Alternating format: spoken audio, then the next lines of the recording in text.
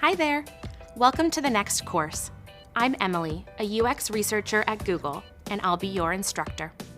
Before we get started, how about a quick recap of what we've covered so far? We started with the basics.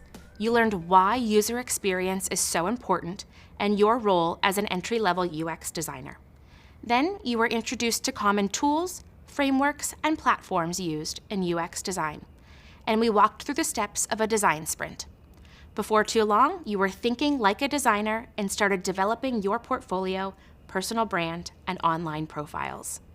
Everything you've learned so far has given you a solid foundation that we'll continue to build upon.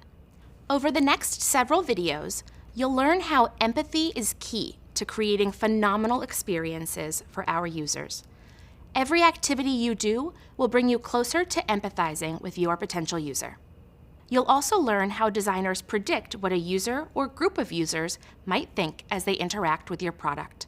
And more importantly, you'll be able to anticipate how users might feel about the experience. Next, you'll bring together everything you know about your potential user to define your problem statement. Then, we'll give you tools to ideate solutions to address user problems. Before we dive deeper into what empathy is and how it's applied in UX design, you might want to know a little bit more about me. I've been working in UX research for more than 10 years. Right now, I work on the Google Assistant, where I help families communicate and coordinate so they can focus on what really matters, being together. I've always been interested in understanding how people, and kids in particular, learn.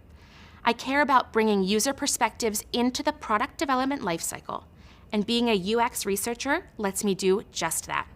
I'm so excited to share my passion for creating great user experiences with you. Let's get to it.